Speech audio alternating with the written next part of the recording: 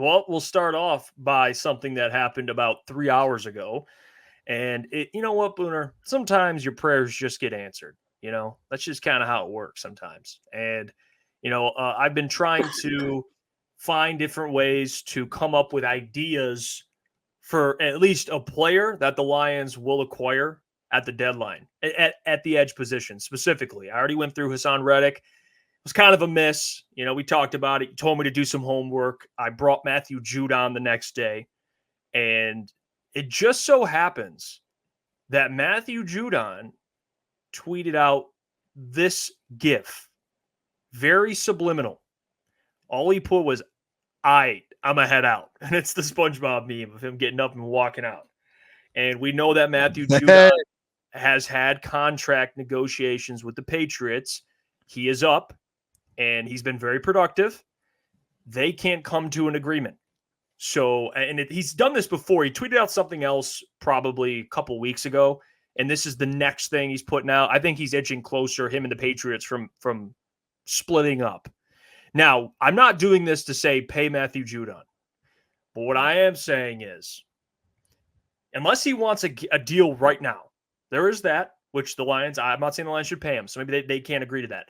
But if he's looking for a place, especially the place near where he played college football, to come back and compete for a Super Bowl, the Lions are the perfect spot, Booner. Imagine Judon and Aiden Hutchinson. We talk about the amount of havoc that those two alone would cause, and I haven't gotten to Willie McNeil and DJ Reader.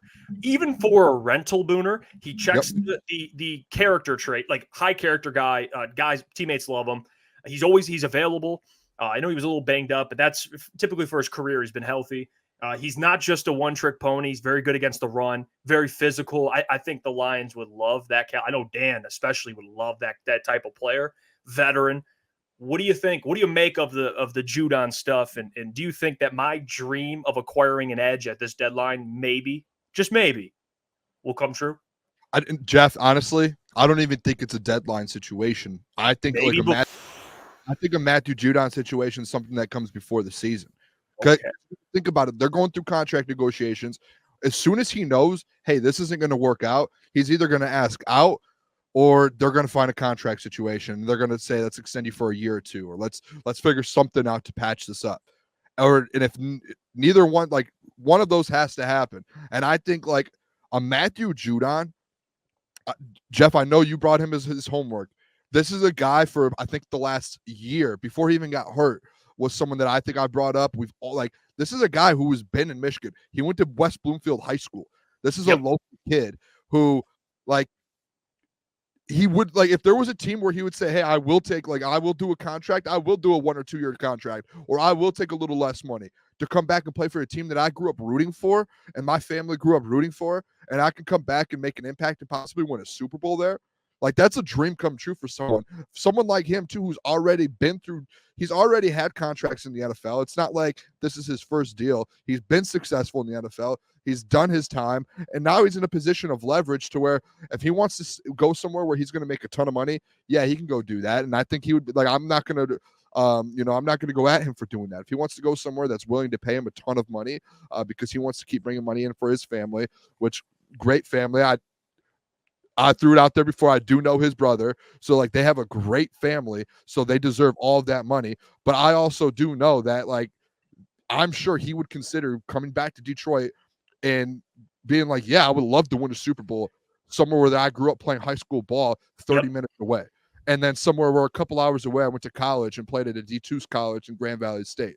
So, I don't think it's out of the picture at all for an opportunity for the Detroit Lions to acquire Matthew Judon. Now, what will happen with the trade assets and everything with that, with the Patriots and the Lions? I don't know if that's even been a question or if he's requested a trade or if that's came up, but I wouldn't be shocked if that happened because Jeff, this man, before he got hurt, so I think it was a collarbone. I think he broke his collarbone last year. That was the first significant injury he's had in his career. He went 6 straight years. I think in 6 seasons, he missed 2 total games. But he had in 2022, before he got hurt, 15.5 sacks, and before that, 12.5. And before he got hurt last year, he was on track to do that again, and he had 4. So I think this is a guy If you pair him up with Aiden Hutchinson, that is one of the like scariest. Like I think Aiden Hutchinson is the top 5 edge rusher already in the NFL, and a healthy Matthew Judon, you could like he's a top 20 guy. So you pair him up with those two guys together, you have 2 top 20 guys. That defensive line, not even counting the DJ Reader or the Aleem McNeil, like that's a scary defensive line right there. And now you have the secondary.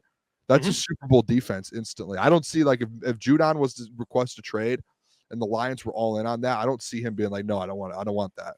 Well, you got to think, and this is the side that I was thinking about today. Montez Sweat in a contract year went for a 2nd-round pick. Now, Judon's been more productive. So he's a little older, but still more productive last 2 seasons. I don't know what the assets, maybe it's a 2nd, maybe a 3rd. I don't know. But this is what I do know is, and me and Dark Flame agree 110%. You think a Super Bowl appearance would help this man in free agency? I know one thing, sitting with the Patriots and playing out this year and racking up a bunch of sacks on a bad roster, he's still going to get paid. But, man, if you're helping a team win a Super Bowl, reach and win a Super Bowl, and he's productive, and it's going to give him some more motivation. I mean, you think about you're playing for something meaningful, and he's still going to get his money. That's again, I know the NFL, it's not always guaranteed that guys get the exact money they want, but for Judon to come play with the Lions, a place that he's familiar with, a place that he grew up and played for the Lions, a Super Bowl contender, if they make a Super Bowl or win a Super Bowl and he's one of their better defensive players, oh my God, he's getting a contract. Like he's for sure. Someone, so it's like best of both worlds. You get to compete for a Super Bowl, play where you grew up, and you'll still get paid. I mean, barring a significant injury, which is always that's why guys want their contracts. But he's on the last year of his deal. You don't even have to re-sign him, Booner. I'm cool with a rental just to go chase the Super Bowl. It'll be worth it. If you give up a 2nd, 3rd round pick and you win a Super Bowl, you can have a 2nd, 3rd round pick. I mean, I don't. At that point, you got it.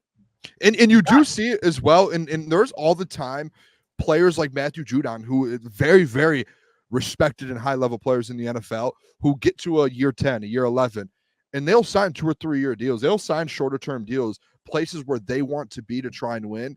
And on top of that, to continue to prove yourselves. Like he's coming off an injury. Yeah, like it's an injury to where it is a collarbone, I believe. So that's a tough injury.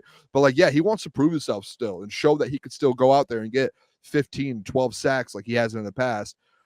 Like I wouldn't be against bringing him in, and if he agrees to a two-year deal and kind of go with that, especially when you're going to pay Hutch in a year or two, like you have an opportunity to do that and keep a very good defensive line together for multiple years. Especially we talked about yesterday on the show, the window of the Detroit Lions. I think there's a 5-6 year window, but to your point yesterday, was there a 2-year window where you're at your peak to where you're like you can seriously win right now?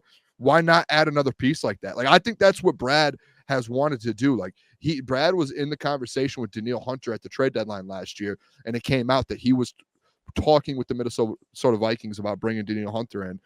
If Matthew Judon somehow becomes available, I know for a fact that he's going to be talking to New England Patriots in regards to him too.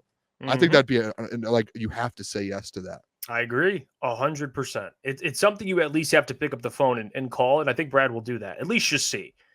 I mean, seriously, just at least see what he would go for. I'd see Tyler Judon would be our Kawhi Leonard for the Raptors. I mean, I see Steve too. It's a Super Bowl defense now without Judon. But I get it. Your biggest weakness, you just added to that. Solve that. Yeah. I mean, he's better than anyone they have on the defensive line besides Aiden Hutchinson. He just is. He's a guy who's had, 27 sacks, not counting out this past season where he was injured, but the prior 2 seasons. Like, dude, he's a very, very productive player.